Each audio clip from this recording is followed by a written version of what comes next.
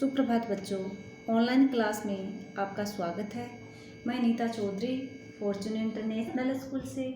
तो बच्चों, हमने 12 चैप्टर पढ़ा था, संसार पुस्तक है, यानी इसमें हर चीज़ों के बारे में हमें ज्ञान कहाँ किससे प्राप्त होता है, किताबों से प्राप्त होता है। तो इसमें पंडित जवाहरलाल नेहरू अपनी बेटी इंदिरा गांधी को पुस्तकों के माध्यम से ज्ञान को अवगत कराते हैं।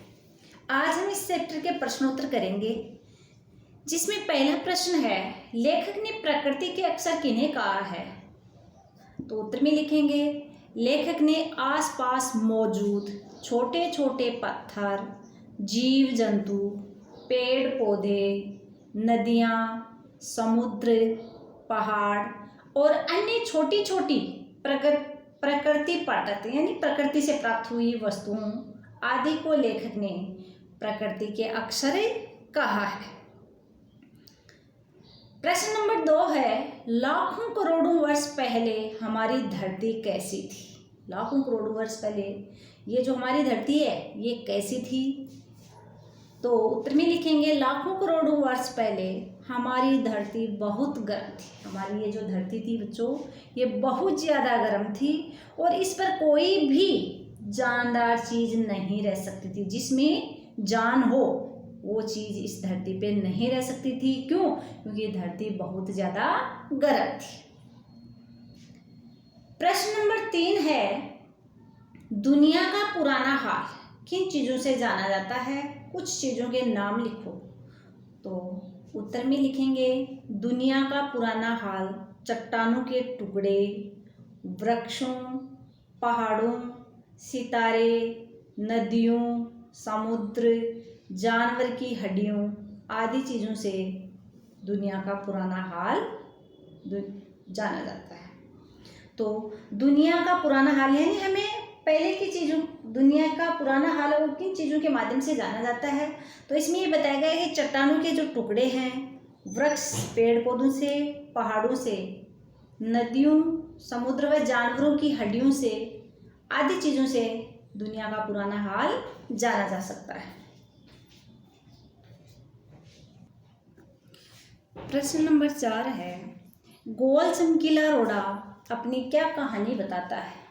उत्तर लिखेंगे, गोल चमकीला रोड़ा अपनी कहानी बताते हुए कहता है कि पहले वह चट्टान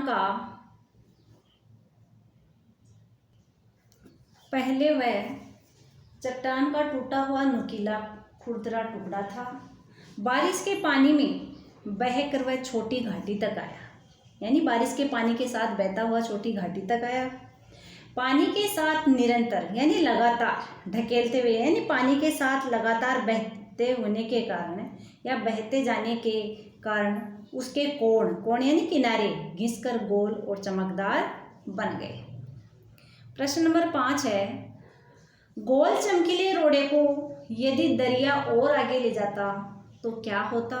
विस्तार से उत्तर लिखो। उत्तर में लिखोगे, गोल चमकीले रोड़े को अगर दरिया और आगे ले जाता तो वह छोटा होते होते अंत में बालू का एक कण बन जाता और समुद्र के किनारे पहुंचकर अपने जैसे ही रेत के अन्य कणों में मिल जाता, जहां एक सुंदर बालू का किनारा बन जाता, जिस पर छोटे छोटे बच्चे खेलते और बालू के घरौंदे बनाते और लोग उस रेत को विभिन्न कामों में प्रयोग करते।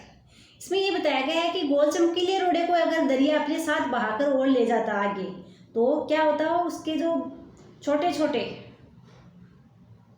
जो टुकड़े हैं वो छोटे होते होते बालू का एक कण बन जाता, समुद्र के किनारे पहुंचकर अपने ही जैसी ही रेत में वो अन्य कणों में मिल जाता, जहां सुंदर बालू का किनारा बन जाता, जिससे छोटे छोटे बच्चे हैं उस पर खेलते और बालू के घरौंदे यानी घर बनाते और लोग उस रेत को विभिन्न कामों में प्रयोग में लेते। प्रश्न नंबर 6 है, नेहरू जी ने इस बात का हल्का सा संकेत दिया कि दुनिया कैसे शुरू हुई होगी। उन्होंने क्या बताया? पाठ के आधार पर लिखो। कौन से पाठ के आधार पर लिखना है? संसार पुस्तक है, इस पाठ के आधार पर हमें लिखना है कि दुनिया कैसे शुरू हुई। तो नेहरू जी ने बताया कि लाखों करोड़ों वर्ष पहले हमारी जो ये धरती थी, पृथ्वी, बहुत गर्म थी।